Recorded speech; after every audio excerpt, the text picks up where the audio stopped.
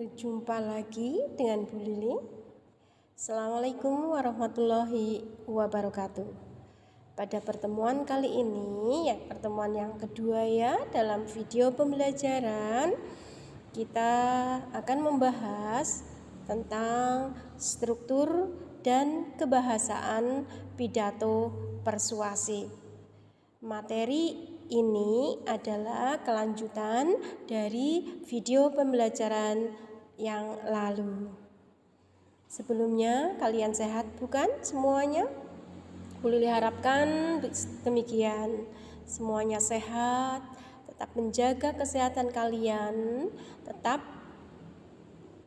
mematuhi protokol kesehatan.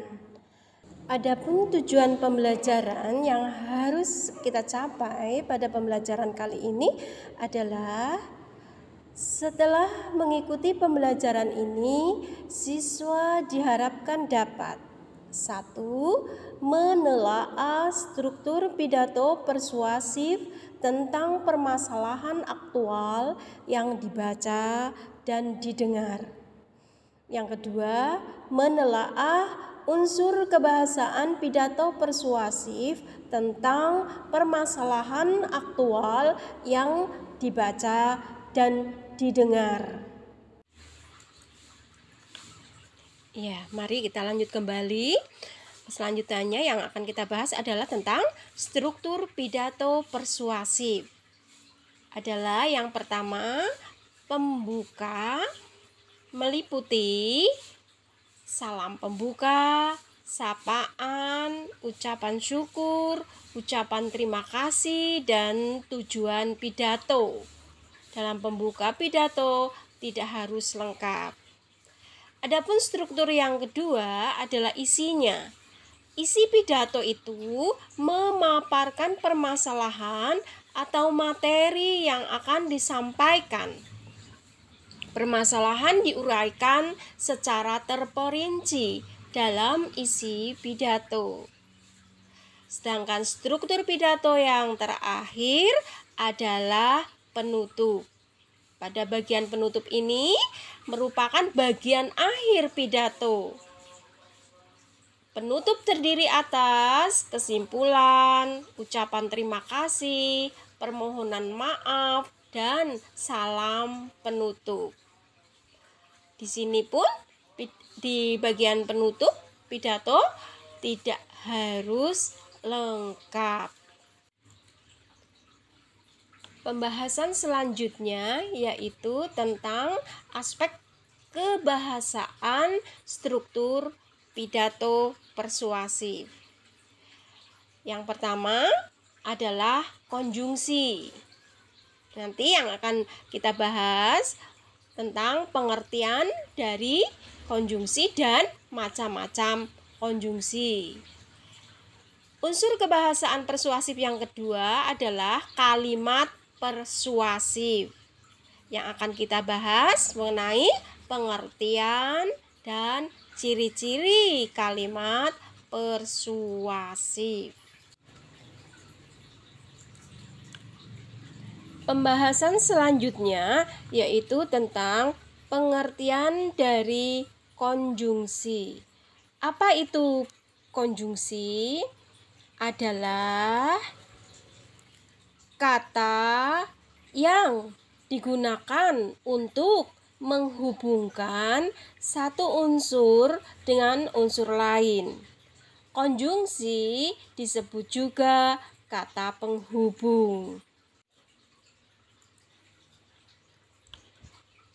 Selanjutnya macam-macam konjungsi. Konjungsi yang pertama adalah konjungsi koordinatif. Yang kedua, konjungsi subordinatif. Yang ketiga, konjungsi korelatif. Dan yang terakhir, konjungsi antar kalimat.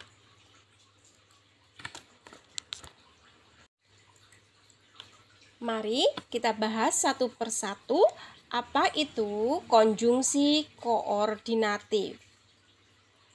Konjungsi koordinatif ini contohnya sering kita jumpai, misalnya dan, serta, atau, tetapi, melainkan, padahal, sedangkan. Kata-kata ini pasti kalian sudah tidak asing lagi. Ini namanya kata penghubung. Kalau diterapkan dalam kalimat, Riko membeli sayur dan buah di pasar swalayan. Konjungsinya mana? Nah, ini konjungsinya dan, atau dengan menggunakan kata penghubung dan. Contoh yang kedua, aku serta adikku pergi ke sekolah bersama-sama naik sepeda. Konjungsinya mana? Nah, ini serta. Yang ketiga, Rina bingung memilih boneka atau parfum sebagai hadiah untuk Rizka. Konjungsinya yang mana? Betul sekali, atau. Contoh yang lainnya, ia sudah dilarang oleh ibunya, tetapi masih saja dilakukannya. Konjungsinya mana? Betul sekali, menggunakan konjungsi tetapi. Selanjutnya kita bahas tentang konjungsi atau kata penghubung subordinatif. Kata penghubung subordinatif ini adalah konjungsi yang menghubungkan anak kalimat dan induk kalimat. Kalian tentunya baru mendengar istilah anak kalimat dan induk kalimat. Anak kalimat dan induk kalimat di sini diterapkan pada kalimat majemuk. Ada anak kalimat, ada induk kalimat. Antara anak kalimat dan induk kalimat dihubungkan dengan yang namanya kata penghubung subordinatif. Contohnya apa kata penghubung tersebut? Ada kata penghubung yang, agar, supaya, biar, jika, jikalau, bila, bila mana, manakala, sejak, dan sebagainya. Ini ya, dan ada lagi biarpun, walaupun, sekalipun, sungguh pun, kendati, seakan-akan, seolah-olah, dan lain sebagainya. Ini semuanya adalah kata penghubung yang menghubungkan antara anak kalimat dan induk kalimat di dalam kalimat majemuk. Oke, untuk aspek kebahasaan teks pidato persuasif yang selanjutnya yaitu tentang kalimat persuasif. Apa itu kalimat persuasif?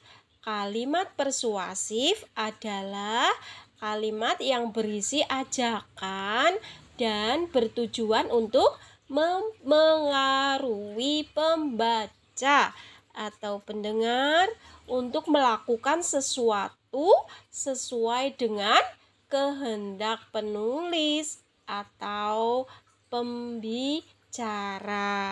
Pada pertemuan yang lalu kita sudah sedikit menyinggung mengenai kalimat persuasif. Untuk sekarang, pembahasan sekarang akan lebih diperinci lagi kalimat persuasif. Ya, selanjutnya adalah ciri-ciri kalimat persuasif. Kalimat persuasif itu bertujuan untuk membujuk, mengajak, dan mempengaruhi seseorang. Biasanya Kalimat persuasif itu menggunakan kata ayo, mari, dan kata-kata yang bersifat mengajak lainnya. Dan biasanya kalimat persuasif itu menggunakan tanda baca seru di akhir kalimat. Oke, terima kasih. Sudah pembahasan tentang apa tadi?